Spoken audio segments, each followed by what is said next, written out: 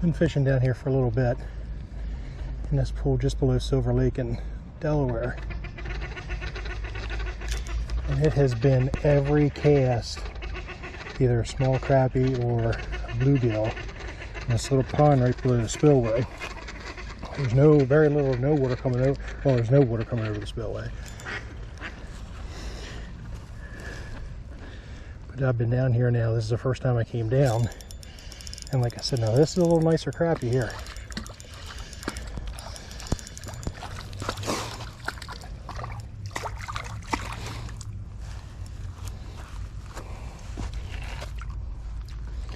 This one is a little nicer than I've been catching.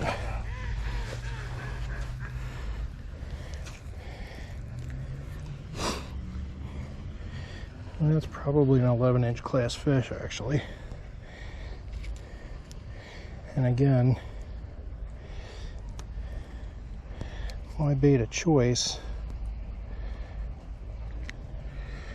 are these Bobby Garland Itty bit swimmers. They just flat out work. So that was the first cast since I went on the video. Let's see what's next. A little bit I have been fishing. I have found that if I swim them, the little bluegills tend to get them, but if I cast them out and let it lay on the bottom and just move it, these crappie are feeding down today. So that's kind of what I've been doing to isolate just catching the crappie. There's a cast, my very next cast out, and this feels like a bluegill. But this is pretty much the way it's been to every cast. And bluegills aren't real big.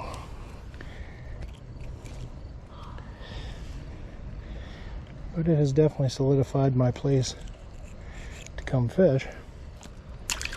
I guess if I understand my mapping right, this is considered the St. Jones River. That we're fishing, like I say, we're fishing right below Silver Lake here.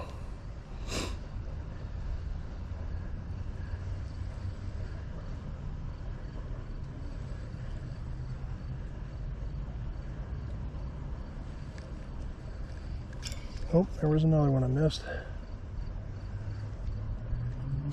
There's one. It's every cast, every single cast.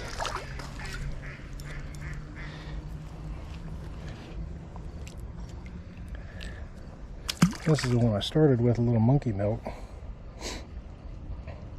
And I actually just added the second jig just for weight to cast out a little bit farther. I really don't think it makes a difference.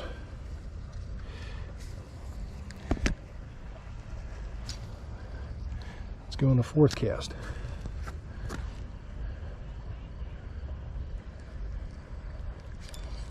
Oh, fourth cast. It is, man. It is every single cast is a little panfish.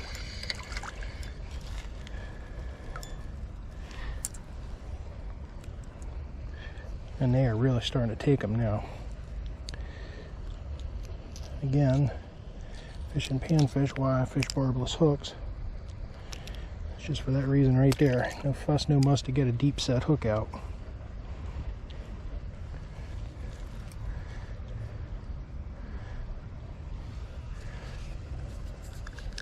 I'm afraid that this is going to get boring for you guys to watch, but fifth cast.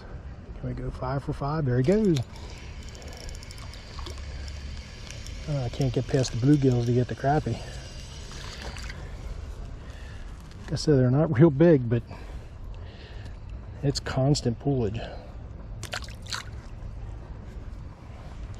I tried a different area. Let me see if I can. Let's try down this way. See if the crappie are congregated in an area.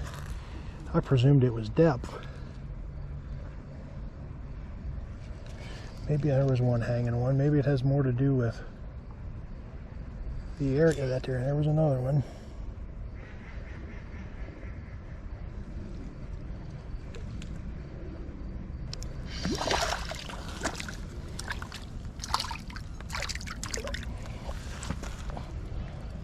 And here again we got one of the little nicer crappies in here. These are all filletable. These would all meet our minimums. But not keeping today. You can see the fish feeding. Am I going to get blanked? Oh, I was going to say shoot, I thought I was going to get blanked. 3 hits on the same cast.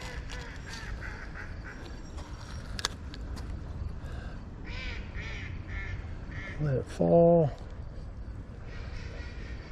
There you go. Oh, all I'm doing now is I'm just watching my line.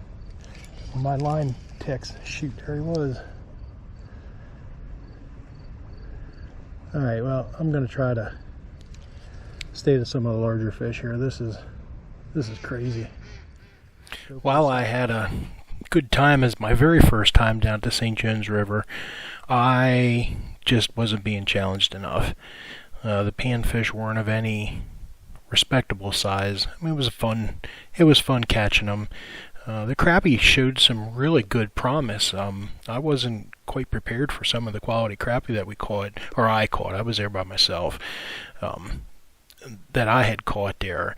Other videos and whatnot that I've watched researching that location, I really wasn't expecting a whole lot, but I think there's some potential down there. What we did though is I ended up making a move over to Wyoming Mills. I've been on a quest this year to get a citation pickerel in the state of Delaware, and I'm pretty sure that this is one of the better locations to do that at. And I wanted to hit it in the evening. I wanted to swim some larger swim baits and some spoons for some of the larger pickerel. I'm going to be using baits that target specifically larger fish, which means I'm only looking for 1 or 2 bites. I'm not looking for a whole series of bites of different species. But we moved down below the spillway right here. They actually had there was some herring and some shad that were collected underneath the fall there. But I spent a little bit of time earlier in the evening pan fishing here, and we'll get to that here shortly, and then moved up to the main pond. And I had a casting session, basically is all it was. I spent a good bit of time fishing the upper end here by the spillway on the pond side, but I have nothing to show for it. So let's take a look and see what the pan fishing's like.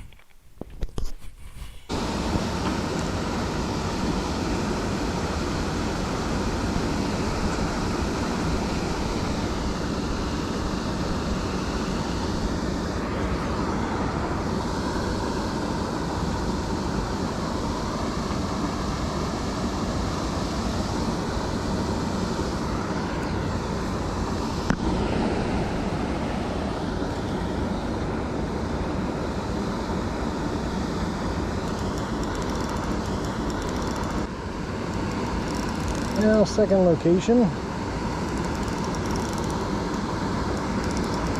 I'm here at Wyoming Mill Lake,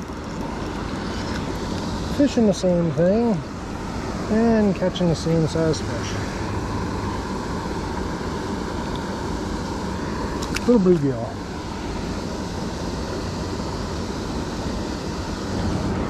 I think, and I do. We got a double. Isn't that a shame? I got a double of bait. 1, 2, and off he goes.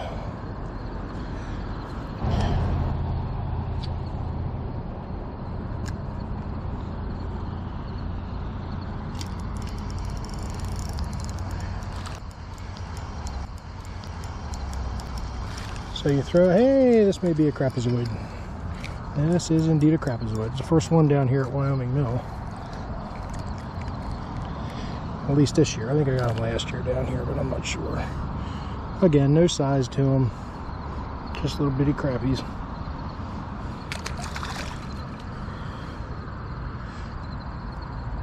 What we're doing with these little swim baits, simply casting them out.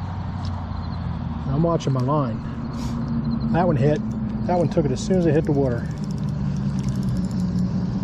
All I'm doing is watching my line drop, and you'll see the line twitch in the water, which means one of them picked it up on the way down.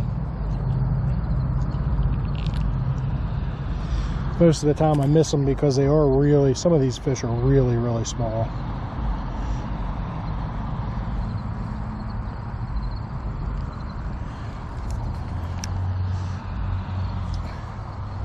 So cast out, I'm watching, my line just twitched. There, I see I had it hooked and I left it go. Or I should say I had it hooked and it got off, I didn't leave it go. And then we just swim it, let it drop. Oh, there's one. One to drop.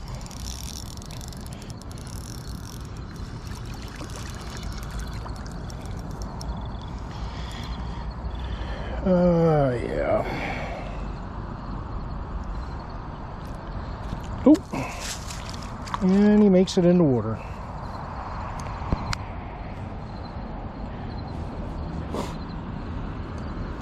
Just curious how long it'll take. Oh, there's the tick, there's the hit, there's the fish.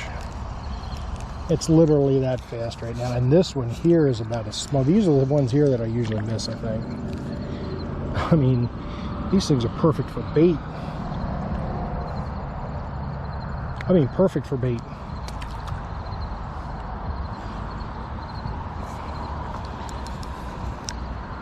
So I will take these Bobby Garland Itty Bit swimmers any day of the week. Cast it out, let it drop. No takers this time around.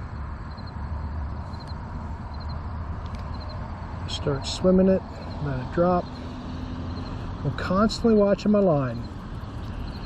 Watching my line for a tick, watching my line to start going off to the side.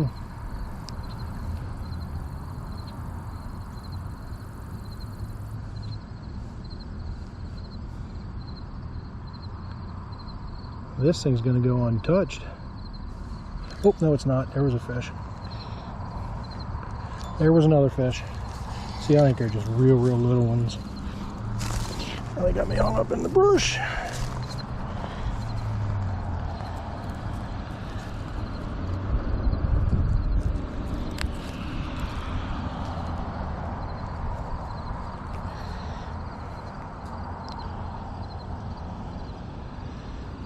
That body back on, no takes on that one. What I was going to say is I want to try to get one hooked out here right away and then just let it swim around. See if I can get another one to take it.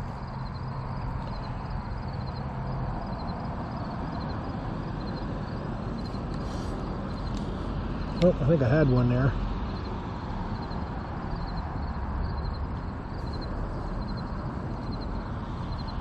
There I have one. I'm just going to let him swim around out there for a little bit.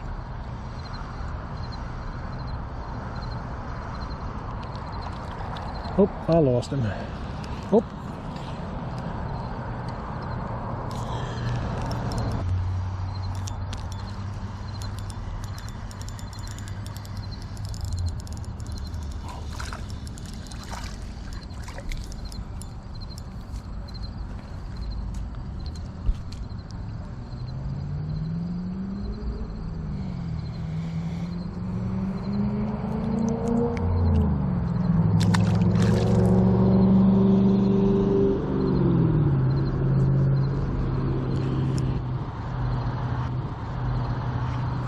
Last cast, then I'm going to go up and grab some bigger bait, fish up at the pond for a little bit, see where we can't get a little larger. Can't hook a largemouth on a swim bait or some pickerel.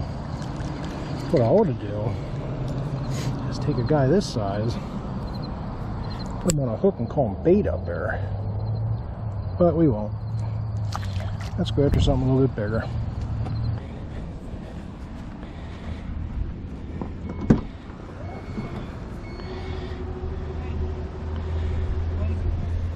So we'll trade in our panfish rod for our swim bait rod.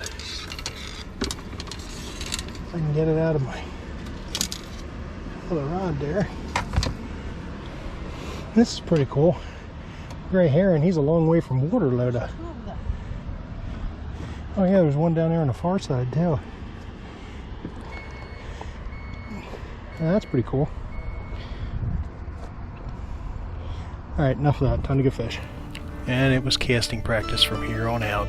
Running a swim bait. I mapped this area last year. I know this area of the pond is only about 6 feet deep at its deepest. And it's a whole flat, the whole end of this pond. That's all the deeper it is. But we'll try again next time.